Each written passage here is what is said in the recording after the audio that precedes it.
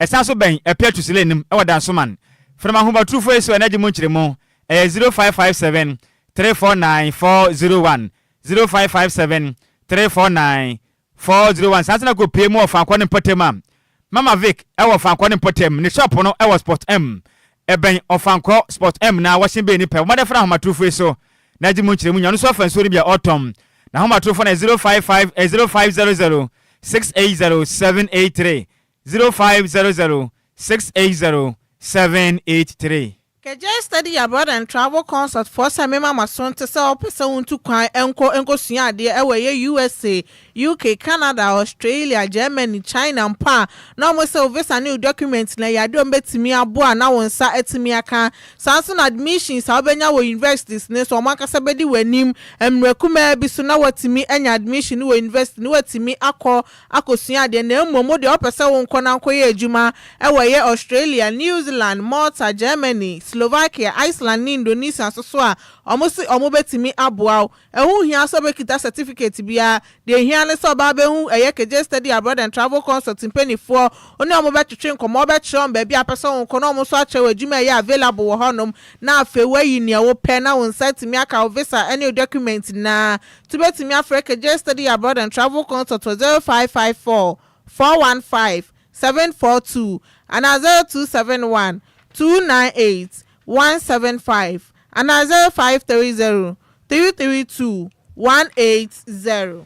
Anumre me kawo se DLFM ye na fra fonk bom ko na to nsa de fra wanimre wo Kwadwo se papa chas kojofosu dade Lumba nyumtuni kase a Ghana ni wiase afa na nyina wagidi wo munyina ni mo no e de radio station dia ba o magana medi anda so no DLFM 106.9 make se no ye wa fra fonk bom ko a Ghana fo nyina obi akondo se onu su nyan yanko be ka ho biem empenifo e de atodwa e kirim se kwanya ba the senti wo maganam okondo se DLFM afrefuru kwa na se DL College Association wo be ka ho bia bomode ana frem penifo wo wa manonu mpo na pesa ka ko akwanya ba ni se bomode be ka ye ho ne nyina ye moa ne papa Charles Kojofo so radio station ye mpepie na baba ne agwangwangwan sa kodu pempenso yakopon be hu ni se afidie e pesa papa Charles Kojofo so wa bobra kwa kire ye pam me ka wo se afrefuru ko bom ko no mo de sa no manam ni se be ka ye ho bi be mo akwanya ma DLFM so otumi afra ba so a kire wadwen o mayin penifo ahomatufo za gi mo nkiremu 0538-865-393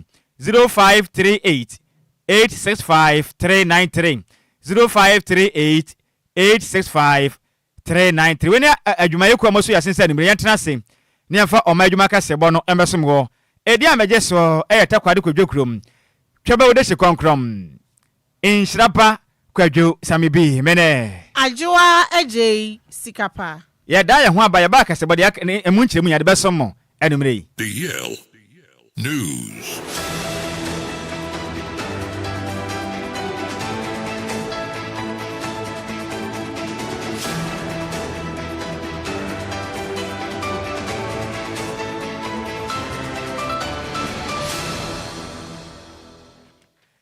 Yamamo akwaba Afrika se yebano mu enkyeremu enie Ghana mampene John Dramani Mahameka se no odensam ade atudwe ekirim sem osofo no ena hwe oman Ghana yesika sem so Dr. Kessel atoba force na manim yada sem omamade mpesika na oman Ghana akopie mu awoye blekuso eno no ye sea defense a ekwaso framantem no omamade ya na phase 2 no omutumi hya se ne moa na de hye mo framantem a epokeka ne ho nanse no adwa mu fie nyade agu no eto entumi entwa Ghana mampene sem nyade tudwandra da na ye wada na eye obenim bosome na da to sunse bomani kopie mu awoye agavaji eno wo framantem ade wo kirem se epui pa de ya ade ya epie asesa ne ade hye mo framantem de mu ode papa pa jesa amanfo dan ya sai pa na mo ho aka ne de emu ye pam Ghana mampene kirem sem aha we na aba ne de nyamanim nukure ni ontumi entwa nachi emfanya ye nuanom framantem fo mo ho aka ne senti adan mako ba de send ye aduonum ba ko 51 ni nyina da tuma adwiragu a ade hye babura has eze de ba ye de send ye ahanse na monya ba bi fo mutintu de Ghana mampene kirim se na nimu ya da de wabon ho de aka se so sofo ohwe o Ghana sika sem so Dr. Kasa to ba force empesika na AFC defense mamba de yanko sine foforo na mo na de hye no epono yira entumi mfa wonom Ghana mampene aka se kirim se ekwan oba fa so ba boa na de hye na setrema kama kan bo na ho ma de agyan de tumi so aboa ama de so mo fragment make say no madan dwagu no omo ho etimeto no Ghana man pani kwa yeso bo no madan di sika ana ka de pia de ma de so mo eye fragment make say mo ho atimi aka no na John Dramani Bahama Ghana man pani nsem say e de to January de mo kopie mum e fragment no emu. They came and they have made the assessment and they're giving us a comprehensive report of what is happening here. 51 households have been affected and 300 people have been displaced and 80 meters of the coastline has been washed away. Now, when Chief was speaking, he touched on what the issue is. We started a sea defense project called Blekusu Phase 1. The feasibility study was also done for Blekusu Phase 2. And the understanding was that when the contractor finishes Phase 1, he will continue with Phase 2. Unfortunately, that didn't happen. So the project ended at Phase 1. Government did not provide funding to continue Phase 2. Phase 2 would have covered Agaveji, Salakope, Adina, Amochino, and so that basically is the problem. The feasibility study is ready, the design is ready. We just have to allocate the funding so that the project will start. Happily, the finance minister next week is going to present the budget. So I'm going to ask the finance minister to include funding to start Phase 2 of the Blekusu Sea Defense Project. Before we came here, we went to the resettlement project that I believe or have heard is being financed by Ghana Gas. I don't think the project was well thought through. The work is shoddy, and even the area where the resettlement is being built is a flood area. And so if it floods, it will affect those buildings too. And so those buildings are not fit for purpose. There are two things we need to do. Start the building of the Phase 2 of the defense wall, but at the same time, resettle those whose houses have been affected. In the meantime, to alleviate the plight of those who have been affected, we brought some items to be distributed to those who have been displaced. The items are from three sources. One, our brother Govanor Sakboja, who is our Minister of Roads and Transport, has donated 250 bags of rice. For those of you who know, our mother comes from Denu, and so we're also part of you. And so my younger brother, who is the MD for Engineers and Planners, has also given 100,000 CDs. DLFM 106.9. Any awoti ye Ghana man pani John Dramani Mahama. Yanto akase bone so na Nhyiraba Agyei deputy ministers any minister of states first badge na atum na nawotwe atwam no mokoye vet na chisese ne de yaje omo atum se omombra na omombeye adwuma na ye Lydia Akan Variba ono no omo nominating some minister of states in charge of public sector reforms no magina atum se ombra na ba public sector na ombehwe no mudwumadi nyina entumi enkonkan na deputy ministers enso so yaje Mutumu Thomas Ampim Nyako on deputy minister for finance and Ebenezer Telabi deputy minister for interior Samson Ahi deputy minister for trade agribusiness and industry Anna Clement Apak deputy minister for education Richard Jan Mensa deputy minister for energy Anna John Dumelo deputy minister for food and agriculture na Brana first deputy speaker Bernard Enhiafo Edensem Etudwa efia de match bosomia ne de tosonso won fimpimienu ne adonunum no odinsem say Anna Etudwa. It is now for a consideration of the House. Honourable members, the motion is moved and seconded. Those in favor say aye. Aye. Those against say no. Honourable members, the ayes have it. This House adopts the motion and accordingly approve the nomination of Honourable Lydia Akan Variba, Minister of State for Public Sector Reform. Honourable Wuti ye first deputy speaker Bernard Enhiafo. Yentu aka se wone ko pie mu e wo pantan ayale se make say no akwa jeta na nsem ni nyina ne say pantan ya sabia no kwankyerefo peni ono ene da no Dr. Frank Bane na make say no do how pa na e ba no so a na so e ba ba ye hye pam na adwumayefo mo ye adwuma e wo pantan ya sabia na e kyire mu sem tese ne ana no ogefo busu metwa mu oh Yakofie ekwa dibro nyapa bosom ba ko edikan atwam ko bosum ye na etosonso aba omo hwe nem so mbosum aketua na ombeje ne fefefe na nyama tumi akonkan evia monsa ka bank alert na moko hwe ya bosum aketua no ya chem se etu na tete ne efa pa na monsa ka na mose na de na ye hunin omo ko hwe mo play slip no so a tete ne ayesebia no penipon na da no kwantrefo penin Dr. Frank Bane ahye control na counter general for no sika no ede ahodo adwumayefo tete mu no already nankasa no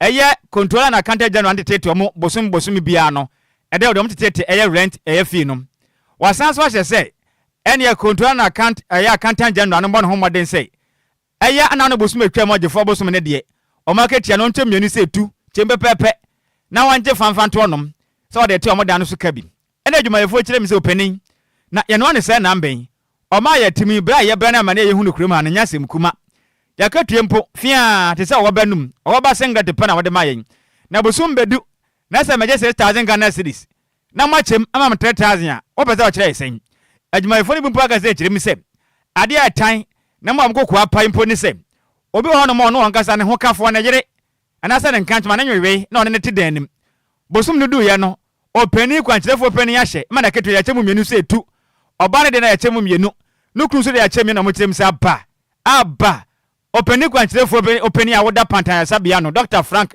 Bane de na wo gie de santa mu kyerem se omo de adesre e de to Ghana man panin John Dramani Mahamani mu se de do de ya dodo oman panin wan ka so mu sunu gu omo bre hu na mande yenya adwuma na bosum de na enkoje ketua opani ahye se yenchemu mienu se tu dia adan akwageta adwumayefo ne chemse Ghana man panin wan pamba pe anyina de bedu baabi no wa hwe adwuma no wadum beja mu de semtei e to dia kase bonim Nhyiraba staff ni be within my electoral area and here bromoye protest the petition akoma the hospital authority in connection with almost salary aba yatete so without their consent, which is more of illegal something hospital in Penifo na ye inti anope de srene ye de tum Penifo anim say as quickly as possible they should try and then resolve that issue. And also hospital, I think they lack so many things.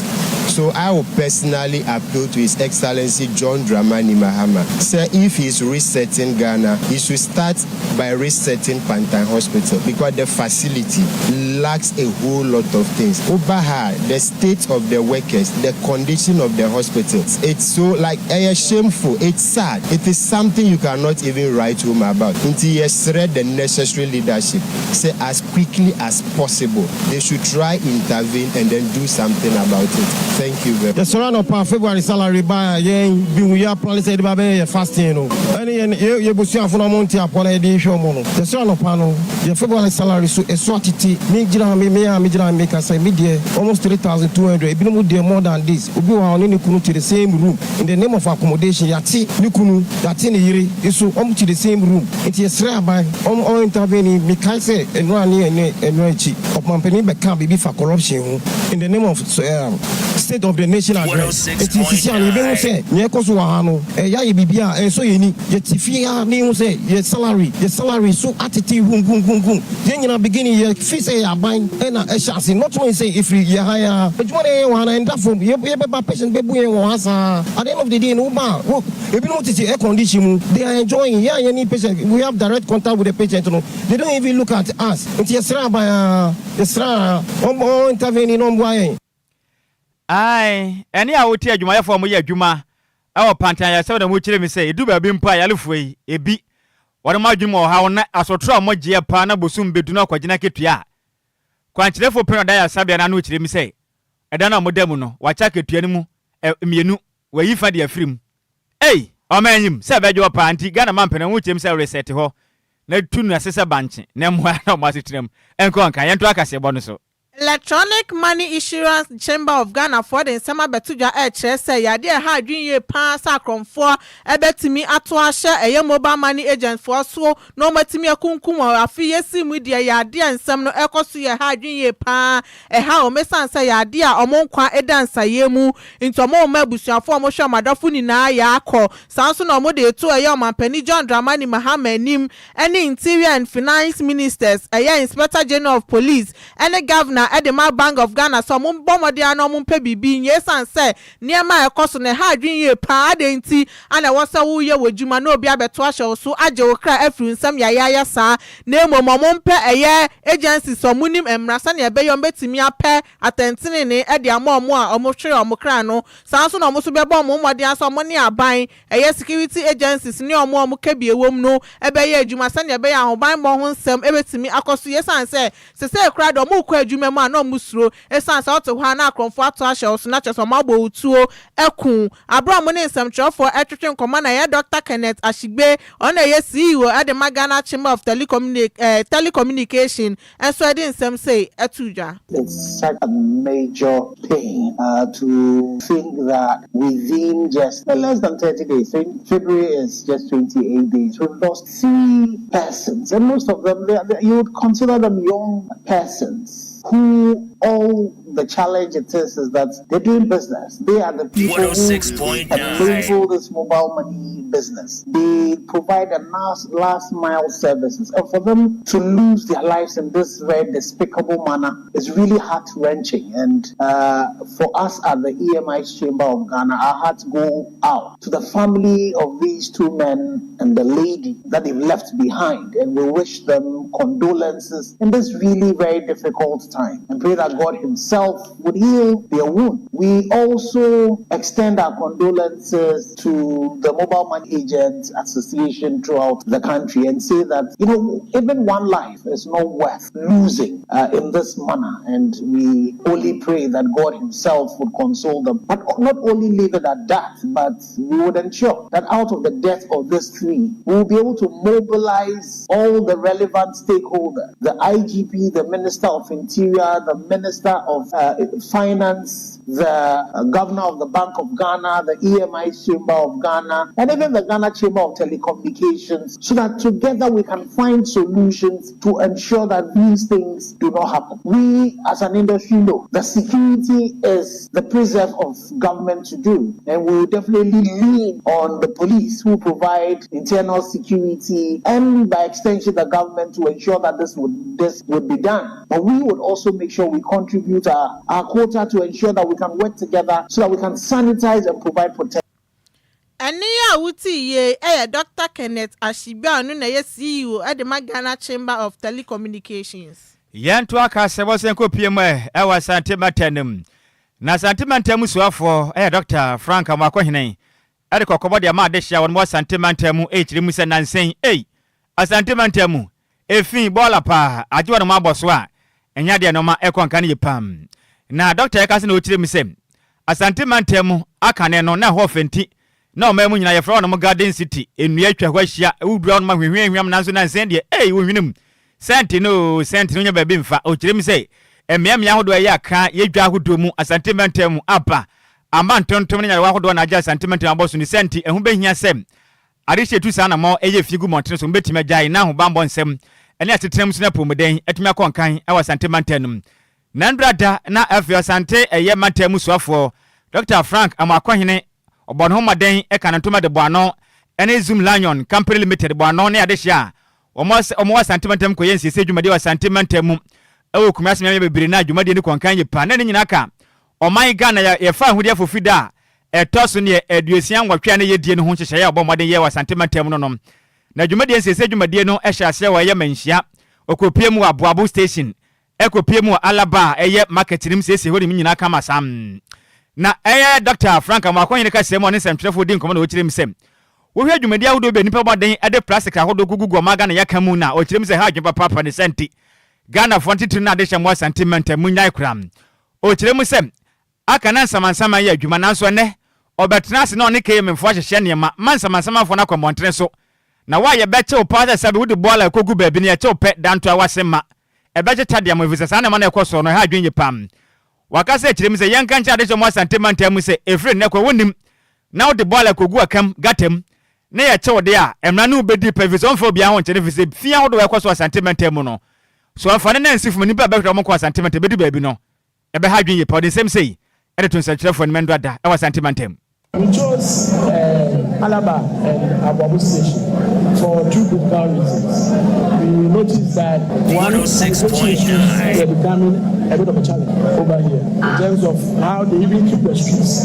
And even beyond that, we also noticed that almost all the drains were blocked. And we took the step to meeting with the stakeholders, including KMA, Zoom Lion, and the sanitation sector players. And we realized that there was a need to institute an intervention. And that intervention, beyond us cleaning, and we've been able to undertake this exercise by large, very successful so far. There's a group at Menchia and there's a group here. We've done inspecting the work that is ongoing over here, and we proceed to inspect that at Menchia and the other environs. We want to charge every shopkeeper and everyone who stays in this vicinity that we are out and will be more radical on especially those who make refuse in their homes and dump them in the various drains. It is unacceptable, and anyone who is found or caught would not be spared. The law will discourse. There is equally been a suggestion on my table concerning the deployment of the sanitation officers and graduates from the School of Hygiene so that they can serve as compliance officers to make sure that they do the right thing. You pay. We can even generate funds from there. Any awoti ye aya santema temu swafo. Neden ade Dr. Frank amwakwa hinane ena awoti ye.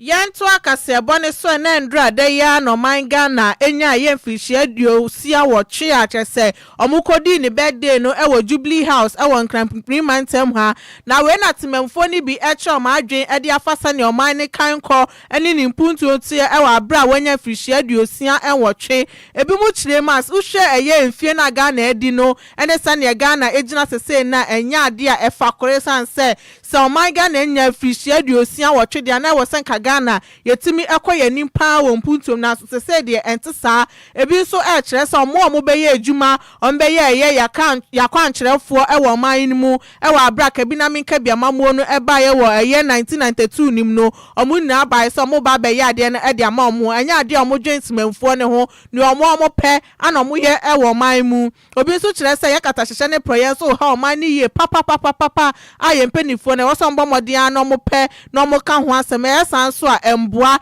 ebi so kire ya ade adwuma eni ho ema mabunu ni ntino eno nam so ma ye ha kese pa na wo man mo ye sikasem entimi enko nanim when ebi so betro ma adwen so man Ghana tememfo na some suba yesan say sane mo ye eye mo montin so fi muntimi en protect eye man Ghana ye japade ni na no emboa se mutimi eja eye fi na mo ye no na mo me ba ye japade no so amobọ ho ban ye man Ghana ye betimi akoye nim Ghana ye 68 years na mo 68 years na ye nyane de emfata o man no ko so hwe Ghana ha na ma o man ya ye wom ya ye obibia ye okoko ye oboxide ye obibia diamond bibia basani amana ye boni nyina no up to ene na o kina na ye nya 68 years basani amana emrofo le ba di sani amana free e be fani amana free na o ye timamfo no ye ho kire ye e betimi aya ye nso ye de bebo e be ma o man be 2 points e wo si ye nya odo e ma ye ho ye nya ntiase e ma ye ho ye jeja ye bola ye tutugu abontin eni ama ehu hia mfata o man ye yetimi jai sani amana o man be nya ho to o man be nya mpuntu kese ne o mu nya mpanifo no so nya kana omu di skana ye nya bindi ye ti o man me de ti o mu an je nya se ti o man ma de ache so ban kwanko ye bibi no nya 100 Ghana or 50 Ghana na o ti o man mu sa adame froka obi de bola Africa mu esifom ana me se ma me adan o se ne nema no de so hwe na e bola ana ye pam no fa bola no enti se ye ka se man pa ye pese be ye pa dia ene age se ye se san ye suban ye ka aban a aban na ne ye nipadua no se ye se ye suban a aban be ye bia enye yi emmoa man no enti Ghana ha no mo de efin ate atese e wo man mu pa ye ni mo de no an ye kono nanso so no gisi etu kata atehye ne proye no so firi hin na eba efiri mpanimfo ni mo na abankola ni mpanimfo nyina ya akonfo enkola so be den se enkola ni sua mpanimfo ye se de odi akire sua de odi kan nante anamboa ye temamfo no age se ye jae ye so ye bone a ye no obi kura nwula no ade to fom na akwaka kire ni sa de nti no de ato fom o se ade ha ye wo dem so ene ya wuti ye tememfo ni bi no mo kire o ma adwen e wo mfie o man Ghana ye di ene sane ye mpuntuo esifa eko de wa kana no na obi tirimu ya dia ye ka so ye den oye wicked Mema baby timo som. Mema baby timo som. We are near now. We saw die and what job of one crato your back as somebody catch back in Canina, Eddie Asomo.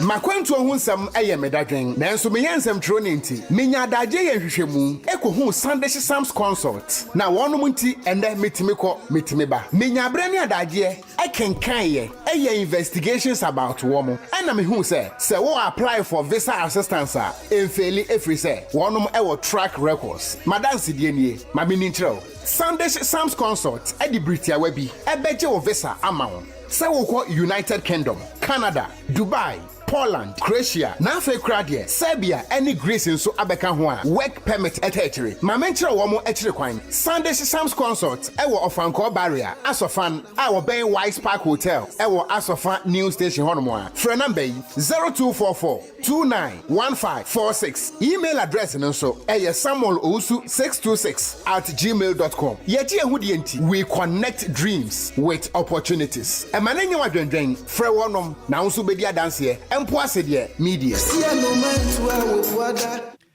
Yamamo akwaba afiyankan kan wadwenche bo Facebook no so enfam we free po eye kwabere kase mu na okire mi se ohwe live na kase bone de eye best news pa na ncha kase enkoma members a mo moden eye adwuma edema MPP mo kan media team no ho no ochia mu nyina ya dase free po we su fi piaga kire okire mi se ohwe live edi free achem asafo piaga yenso ya dase pa ye Ghana ni aba woncha ni mrei so fana min so fa asem ada hoi ebumekuo mu mintumi nso akora ene say Ghana de shomo ya adwuma awo pantan sabia ho no mu kire msem pantan sabia ne kwan kire fo penin abo no ho mode ahye ema kontua na kantan general etimete wo no musika no mu fa se tu ade ntia da motimu no wate half e de atua wo no rent ana mu kire msa de na nkasa na kan no nyina moto mo dada enti abane se ne opese nye shefo fro kwaso mpa kaka kire wonum se kobnane abande omutim ne bosuma kete etimu mienu omuchem se Ghana man pani antumi an reset no ne wantu ni sabanche a wanhwe bedu baabi no pantan honom nipa ba kokora nko ya adwuma vi se kwankirefo pani no mu ni se dwirim kata so se ne pro ne kankan ene wodwiri sika de gu ne botom Ghana ni asema wote a ya reset o ma no wo mu sen 0534050199 0534050199 ana 0593406565 ye power no musum nyina nenso o maketua no kwankirefo pani ache mu mienu. Hello Majo. Praising, good evening. Good evening openi udini be yakasa free. Yes akumo no. Braset me yenti onimre. Yana anu de nsem wa o. Nsem wa mpani foi. Ombe kuyen o. Ombe kuyen. Se won timi hihye nyama yie. Sika ni dose too much ene ni bre. Ye pa won cho. 100 money ye mai. Yo. I'm compa. Yes, that's a pa blaset. Once we betimi abana what try wadwen won koma de atowe ho. Pantan sabia e na make say adwuma yefo ni nyina ba beje adwuma ndi na waka fa. Hello Majo. Ne pa cho ye Nhyiraba Kwadwo Sammy bi eda. Dixon Bada kon droba achim edukrosi na me yenti anumre. Eda mpa za me da se. Nyame shirawo. Eda be pa cho ikuwa yetimi ya kwa yefe ni oso no ma nyonku na anke be den na adwuma yafu adwuma na se wo aba na wona want na se nyen se na atia odi atia ubu mu half se wodi kutia won danka be yesiru se wona won aya na odi ni be ono obi ankwa setena bia ono obi anya hyehye ene anya adwuma yafu no wo mpani me so me da se bebre. Hello Majo.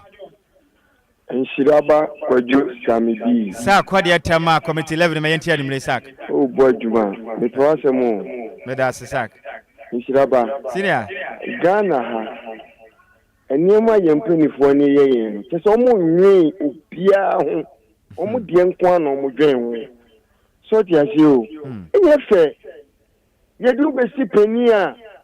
Na kese o pese omo ehye wase no. So pese obu om kwase o. So pese ucho mudio se die untimi hu ne ekoso Nhyiraba yempanifo no mu de da chon bebre o e di sak mesem da se bebre. Hello Majo. Mejo so ofa pomba ko de ya mi adom wo fa fu me yenti anumre ofa me se sa nurse for no modwuma o mu ye ne de ofa e huchi didi a me se Who papa? It is almost Sika Sambasane, Omoya, and your fine offer because we beat me Pajadi had the thinness in the Trima, Wokuno, until the rest of the almost home year of our winter. So I made us a bit of a from hello, Majo. Yeah, me Adam Senior, we didn't be a Casafree. Black Kwame Dodo and Remain to Senior. Oh, many I am nice to yeah. Ghana ne wono. Let's put on here one number you this why. Almost talk about of course, how many this why. But that's it. Besoma da se bebiri pa. Won so betumi aba ka ya medaki to abi na ya sore nkonwa so 05340 50199 and 0593 40 6565. Hello Majo. Hello. I ho fa udi ni ba aka safre. Sister Adwoa Agyei. Sister Adwoa me yente wa nyimire. So see I made the mema some TTT and say. Ghana. One man. Yes, so there is a party A. Yes, so there is a party B. So nipa ni sika kura na ka yetu abama no. Na so oba ni ehu so ni sika. Na ofo so ama ya manga na ya. Enka mo ayen. Kuma yesu sa ya do na ni ya bre. Obia bo be jana num sa. Ni yesu ya ho se be bele ni akoti ama won. We are no while fire say John. When Tibi I nimishe. No buyan faso. Ghana, Obianya said you. Never told me bino. Obi betu ma chini yon kwa no eternity no the head ope. Eba so. Yo. The master man. Me da se bebre ye kan last call up na ye DSC 05340 50199 059340 6565. Hello Majo. Yeah, no. Senior, we didn't be a Casafree. Nhyiraba. Champion. Me dear, there be a mechanic say, the friend Thomas. Na me Casafree, Jan Kamani, a mechanic say, Krumua, MPP and NDC. I'm the same. The independence in Binianfa, Ghana and Shannon. Because MPP and NDC do more because of one appointing penny for no. Okay. And they could call a new man so. Okay. In the other course, be a movie. Okay. To my already I said, body that a and Slama, so no more than it. Okay. Omunim say anko kona ebeko go. Nti obi nto aso. Me da se na mi hira mo pa na adwuma pa moye. Se radio stations ni nyina ma Ghana for binum omu kan okure te se yenum akwanya se ya mi fi se nka ebinum anyu bebe omu so ehu se NDC ni MPP omu na ama my Ghana ejina baby ejina no be da se ya daddy ma me why obeje was daddy Lumba bete won kapa. Hello ma joy am last caller. Nhyiraba. Ya me adoma ho fe odi ma bia kasa free. Nana bomu me yenti onimre. Me pashe wo. Papa no pengi no djuma ho di no yes friend no. Abodan fo so hwe no enye easy. Obi ba e de krat wo to ko so bi da so. Na wo se me ji okay na mate so. What is the my wine? Or the mamma is on my hammer and after my wine. We put the chimpo, yes, what is okay? What you mean? What you mean? Say, who was said again? Say, I said, when I say, Edding. Yes, friend, you will be to come from Matty. Messi Das baby, hey, a friend we make Kanya. Hello, Majo. And you, oh, I can't so. We have a body, ask you to do. Ya me adom eske me hoye pa boni tema me yemre ni nyina so ya unze Ghana ha no nurse fui say ye fa wo no ye wo mpenifo mo hye emra ma wo yeah sure nanti se ta mpenifo na hye nsambra na mo no se betu sika so a den tin na yentumi ntro letem fa ma wo se bi wo abusum we mu pe ne beba no say nsuo mu use light na dan nti ye sure that's what the preocupa na se mo ne ye be yegma no ye hye na mo ba betimi pe ne ma ye hye ye se emfa ne ko no kwasem pa the yes penifo mo fa wo mo no omo nya se ne ntia fe den anya adwuma na omo nya ko live one day kura na ipa ho akere no okay Meso me da se bebre pa we na Ghana ni ka se boye gina we so ne ya bunu kom se pona no se na de se de tie no eye Friday ye kan se Friday enti nyina ye tie ho agukrum ne nyina ya koye enti no emema na nyoma mudi kokrum nyina ni apaka gi eti ni afamfo no enyoma mudi koni uni ana mechiri no mini magusum no uni ana mechiri no we frequency abakrum e ma kokko mo mehe yeni amni eskafo mechiri hey so here you already me frequency bi mo banka bra Brazil de min go bi wo mu koko na aka wuram mo kwati mari hey sabi do na maame we so wafutuo bi de ma emaya no mu be pienti mo kwa mo hwe hu ye pa na mo nwoma de ma mu se mo hwe ni na gita ma so be hye pa be ma wo seche space bracelet 5 gudinsa ring be 10 ehye no ne space no mu osum ne bet ene ne mpaboa aya de kro because abe ma no hwe ma oye fan boy kombede me yo wache me anim asem kan o se na na wasumam we na Ghana ni ka se boni ye bunu ko mi se pon ka se boni se mufo no eye maze me berantwe se mu edema yen dijo ma de ko pie mu o Facebook no so akenkan fo so ye yemienu edi ameje so eye takwade kodwakrum twebe wo de hye konkrom Kwadwo afofida independence Nhyiraba Kwadwo Sammy bi mene Adwoa Agyei Sikapa. Yes, so my package tabletana ko pamaso nsem no de atoa so de mo kasa video no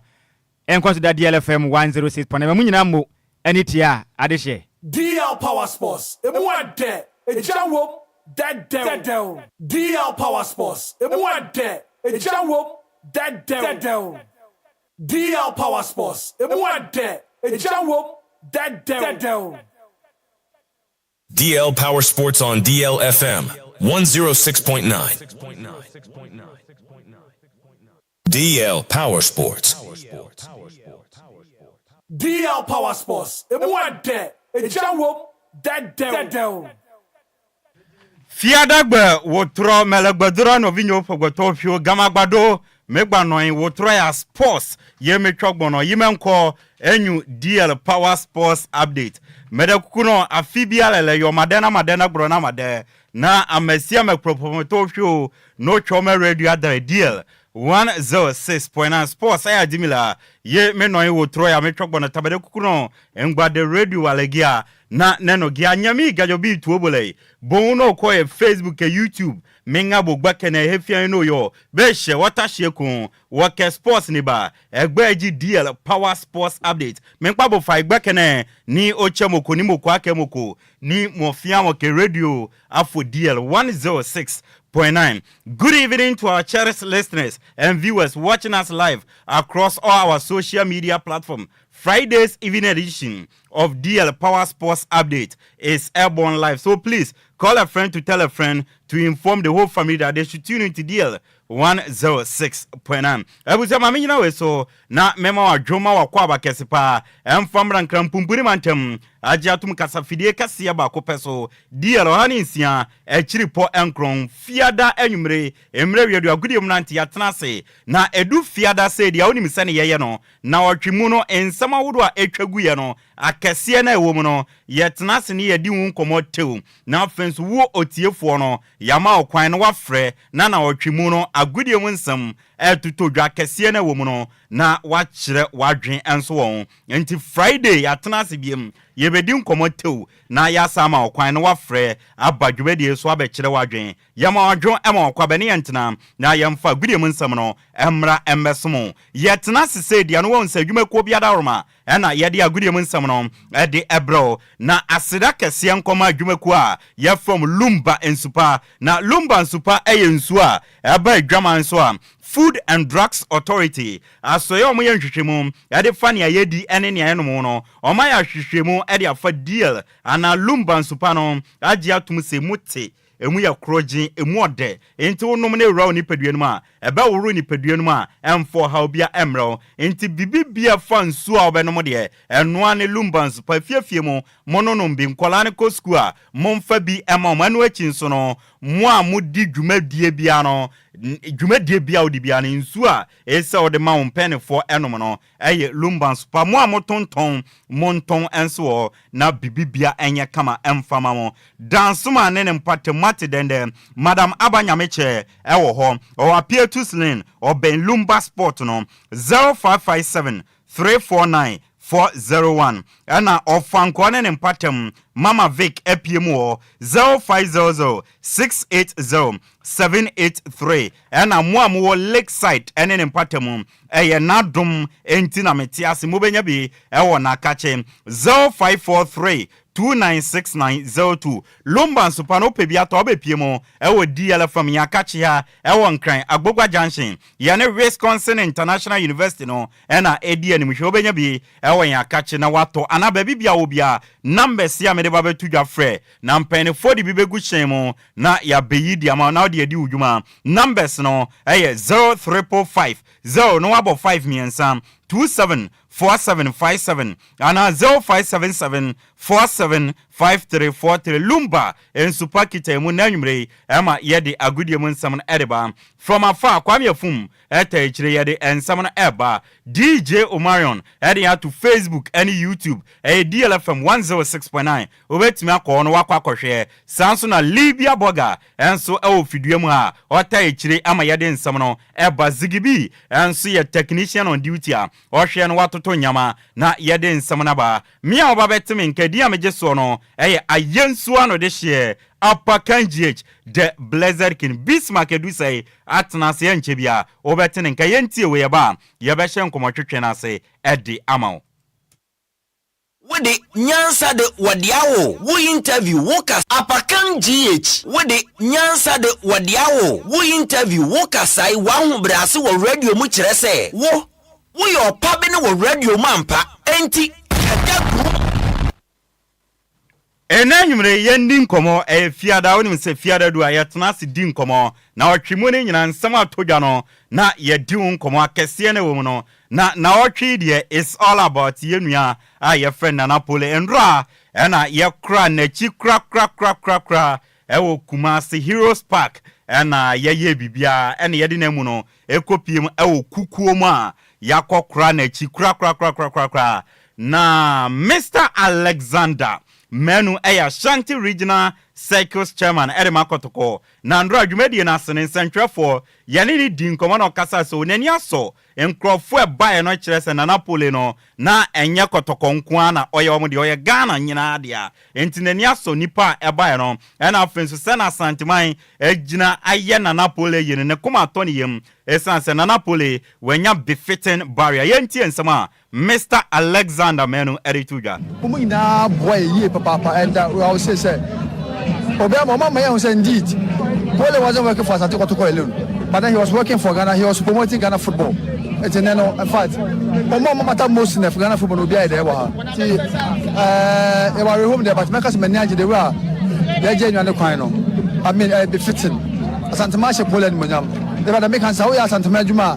Then the open my Santa Maria Santa Maria Santa Maria would I don't know Beba and then enti yesie na Napoli na Mr. Alexander Menunin somebody tudwa ena wate so na Napoli ya kra na chikra ndra ena ekoso enso na Ghana Premier League is back na otwi games ebetodwa nyame adomo china Heart of Folk any Young Apostles edibebweni University of Ghana Stadium yenim say one on bebono say in on bebono emre ne nkrabia na ebekire esanse club licensing board ni chima safety and security protocols no omo meeting so Asante Kotoko kesiada omo ne Legon City bebo eno nsi yenim se ombebon baba yara o ombebon yin omre ne nkrabia na ebekire Kara United ne Bascoli Stars ebebo Media Money Bechem United bebo bebia ni Go Stars ni Nation Stars bebo Vision FC any Heart of Lions and Brekum Chelsea any Accra Lions ebebo Dreams FC any Adriana Football Club bebo na Inswateman any Samates abo has game no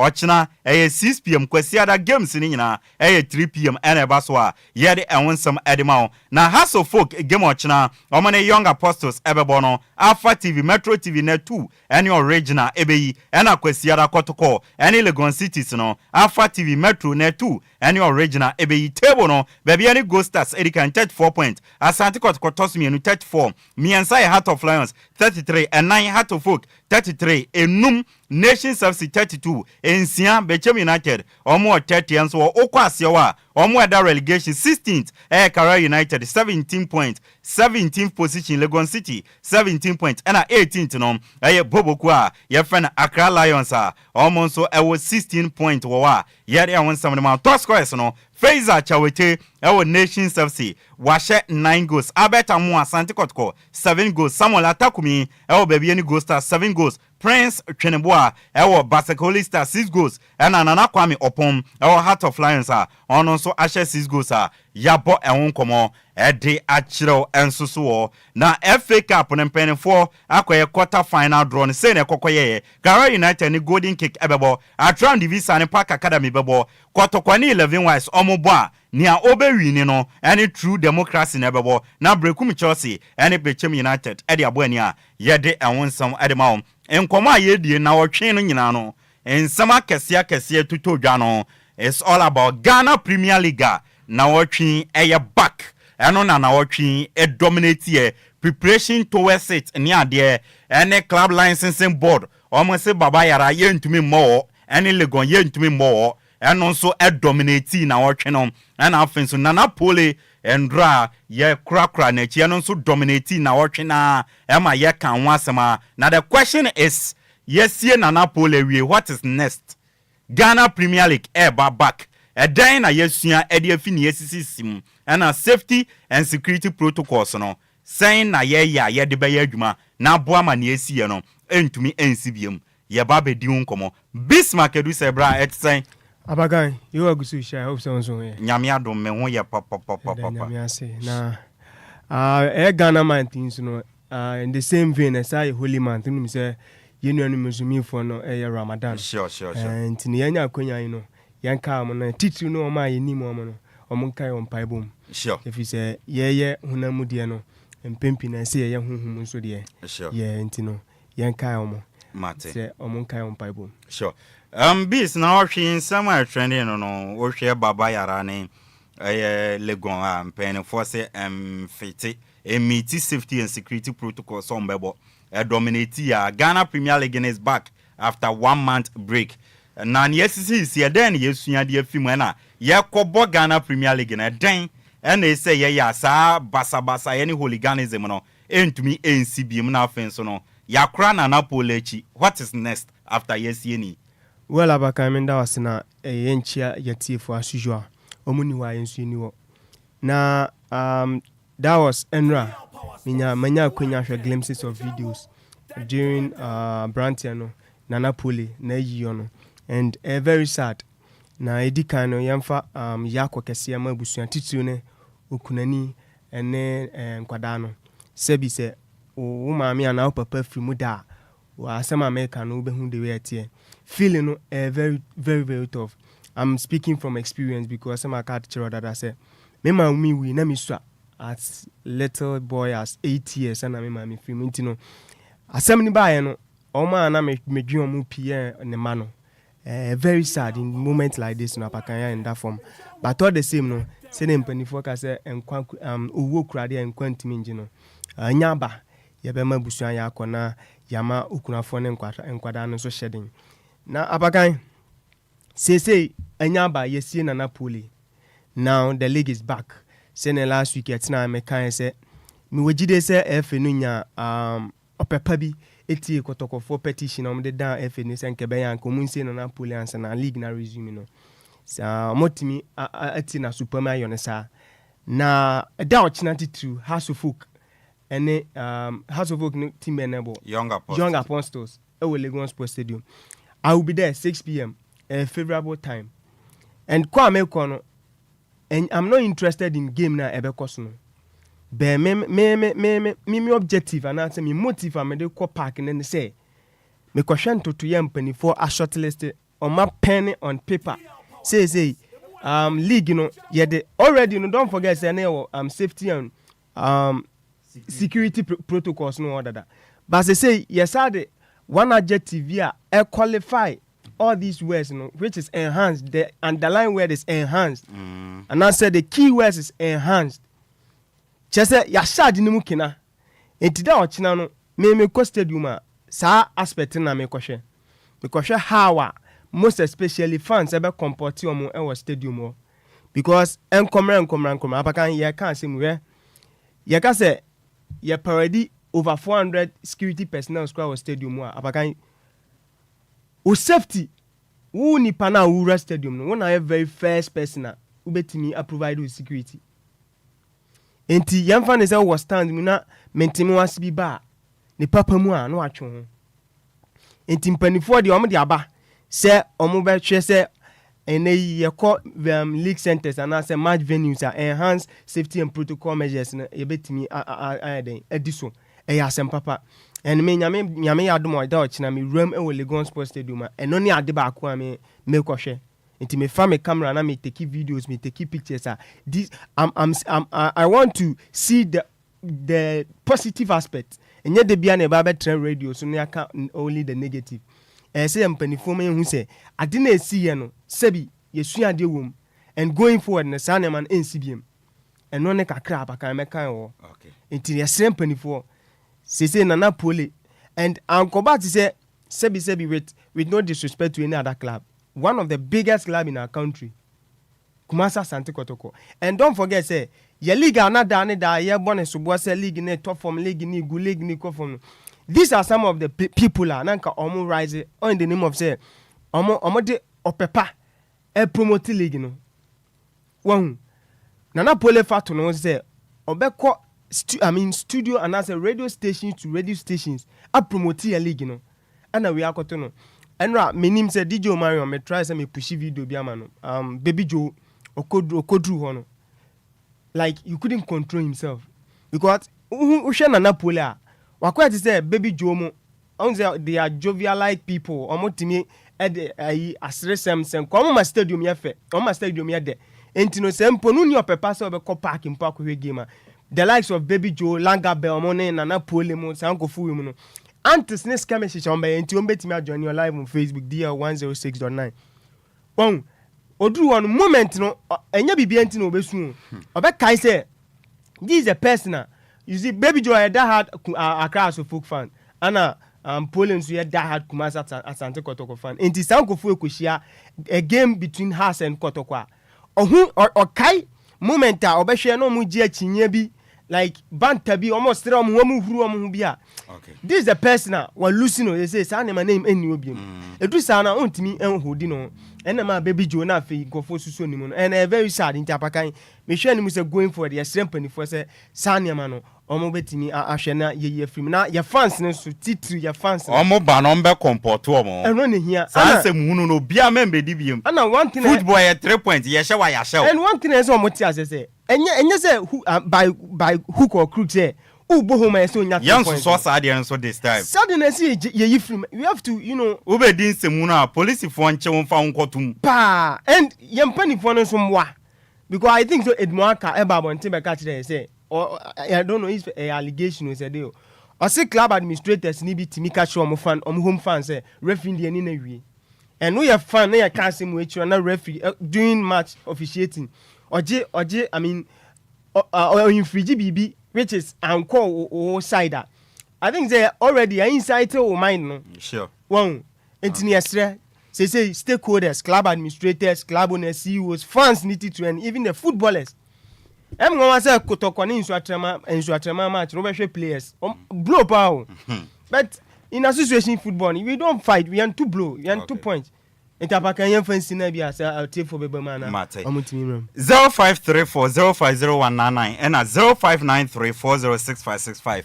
Monso mombra na nyetie for mombeka kakra emfamfam 0534050199 and 0593406565. Obama ye befa na onso odi wadwen kire e dia title nsema ya brobro so Ghana Premier League na wotwe babak na afe nso no nsema ya brubu sunya no obetumi aba na wode enso edi abawo 0534050199 and 0593406565 oba ye befa enso so ewo honom na okay mama hwe. Hello. Dabi on Timenka and so minimnia lines no idea. Oh my, I think so mini okay. Dabi on saying to me, you know, so I don't know lines no. I'm say lines no ajami. Bis wrap up my lines no ajami. Well, abakan ya konedi yam fan chasun kon koma ya tifo na senior o kan last week in say Friday nyumri bi ase ya na be no kakra say ya ntino ye hwe ni muze nyankopon aduma da ochi na de dum ya ba betrans na the weekend edition so atom so ntino ya lines na ajami. Okay, my main central we hwe say ebe fa David lines okay wasaba biem Pacho odini baby akasafi. Within the Yamano, I can't say this Shama Bobo Mississippi or Nungwa. Oh, okay. What to Mpacho Yentio? Be a person mechanic. Obi Koshebo, the woman, a hunt of Padian, Nana Poli, and your last person of the Woo Stadium. Mekai say 2001 Stadium disaster is here. Me see. Anajo asam ni si no me se san da no me ma men nanti esi ye krasia be du ewutu breku ansa no peka to mo sai sunum a be hu ni ba e wo kaneshi ansa na akoma to ni wo enti mi stress na Napoli enye last person a obewu o stadium trepa ye mpeni form 94 pato me that Yanso yedasi ewo honum lines no ha dwene pop okay wa ba ma men try to meet my fana yam fa course ni si lines na ha dwen nyame adom ochena ye ba ye be fa course no ana yam monitor wa manone na yan sorry so dia ebia fiti anopa no nya kwan ti agudie mu nsam yandra UEFA Europa League ene a conference league almost round of 16 games no first leg na to dwa yansan sisum fama obiem dia say na kokoye AZ Akma ehye kanaba ko Tottenham Hotspur Entmanten FCSB enso etina fie Emma Leon ekobo mekamiensa omuti mu ba konso wom Fenerbahce enso tena fie Emma Rangers ekobo mekamiensa Emma omuti mu ba na Morino ni ayedie se mo afiri mo ho Martina Vima Rangers abeshe mo 3-1 de amokwa awedia se beji mu nsemo na mo football bibia etumisi anso Endra Real Sociedad tena fie ene Man U kwoti obi ahye ne yonko ekabako na Real Sociedad ombe yi Man U afimu pe Spanish class in European competition Man U ntumi omo bako say enti anyam wanze Real Sociedad ombe timi yi Man U edi afimu AS Roma enso tena fie echi Athletic Club bao ebo makami no mutimu bako na Claudio Ranieri the Tinkerman oba Roma oye adwuma popopandra omohye beba wa kamino omutimu bako enso Ayas enso Endra omotina fie ma Eintracht Frankfurt ekobo makamino omutimu bako Bodo Glimt ehye miensa Olympiacos entimi antena Victoria Present enso Ndra omotina fie ma Lazio ekobo makamino a omonso etimu bako enso wa yede wonsam diama Conference League no say na resort no Endra eko yeye na Endra games eba so yepa kope Ghanaian na firma Chelsea ekobo mekami no mutimu bako mode ehye miensa Ligia woso etimu mienu Panathinaikos enso she kan miensa ema Fiorentina timu mienu Real Betis and Victoria Gumares ekuti obi ahye ne yonko ekamienu mienu Borak Banjaluka enso ene Rapid Vienna koti obi ahye ne yonko ekabako Jagiellonia enso she miensa Cycle Brugge Entmante NK Search enso she bako Lugano Entmante na Pafos enso ehye bako a Jugaden enso Entmante enti UEFA Europa League and Conference League no round of 16 first leg na watching games to dwano ene yede wonsam tumi ede amount enanwre games ebekoso ewo European leagues no German Bundesliga nonson empire mu 7:30 Borussia Mönchengladbach and Mainz 05 ebebo Italy Italiano ebo Sima Aduanainum apanon song 745 no Cagliari and Genoa ebebo and a French Ligue of France no and also sa Sima Aduanainum abo apanon song 745 no Toulouse and Bobukwa yefen AS Monaco Eddie Ebebweni report IFE Germany eba echima Bobukwa yefen Bayern Munich on midfielder otumibo as a defender of Germany yefen Joshua Kimmich no na contract renewal talks no akwaye bibia won so finally no ometumi arrechi agreement and then no is in an advanced state documentation preparation koso enchebia Joshua Kimmich ebe extending a contract no Edi amaboboku a yefen Bayern Munich ere wonsam edi ama Bayern Munich akachina no oma confirm say danwada game omone boboku efen Leverkusen na boye ewo UEFA Champions League no no omu goalkeeper Mano ya ekoku prae na wenya eton Moscow fiber ewo eye ne nan eye benkumunum enti okotene chire kakra ene ontimi mbo games emfa maboboku a yefen Bayern Munich Mano ya wanyi yana retire kope baby tra Carlo Ancelotti your manager Edmar Real Madrid Russia fi UEFA Champions League na yebono it's either Real Madrid and Liverpool emuba kon ene betumi age ediesini nanso enso ewo na Mason Greenwood enso ena Ruben Amorim Man U for omu coach ediatudwa se abrante na report ne chira until season nyina ontumi mbobo biem nanso no abrante ne beba back before ansana season no akwawie we ni nsema Ruben Amorim Man U manager dia tudwa yede amawana yede asini asore so na ne aka echibia no awoso no abeto aso ede ama Bismarck edu se yekọ ochina no pa yebeba anopa yebeba 9 akwesi 12 yebeba from 9 to 12 yes team ni nyina yes team ni nyina beba enti prapre chire na yenko we dey bibia ni o okay bibia ni o enti ochina yebeshia yes Omarion made we video be ma fato so ma me na men wish me bestie men wish na happy birthday na me sorry na one of the best people samishia in 2024 she is a sister she is a friend she is everything to me yes akosia na me friend no na nidin e de mame akosia Presla yes dodo na friend mame nyakwa yes mame akosia Presla dodo na friend mame nyakwa na me friend akosia yes Presla no na oye nurse ni pa na afen so no oye CEO e de ma Prela Beauty Studio yes ewo ye nchen ya yes ben new lucky ne pe ho na Prela Beauty Studio ono na oye CEO ho ne de wasanso nurse ni nti osayare a na wasa kwa mankrofo ho ayefe yes no ho fe papa na osanso wo so ban pa obre no wase odo nipa nso na like papa ye ne hobby oye ni papa ye ne hobby yes nti mame akosia nyakwa yes Presla no Presla ene your birthday oye a sister a friend a bestie a confidant oye everything to me memfa wundi agrokra and also own for me in the agro nti akosia mame ngina DL 106.9 FM kasafidie so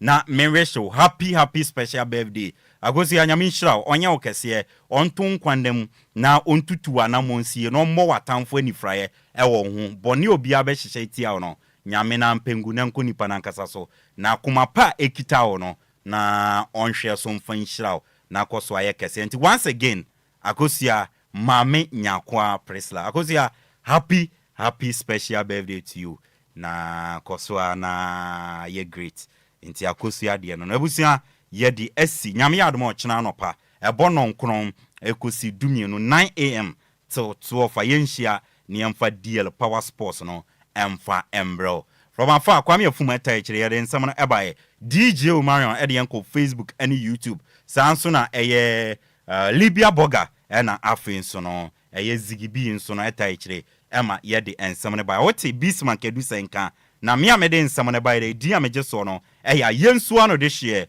Upper KGH the Blessed King Bra Joe Wasasa Florence Ansa Claire Jesse Mentor ene mo amhwe o Facebook nyina no yenchi amanso wo me ame bra penny Mr. Kofia you know yensu ano so wate one wife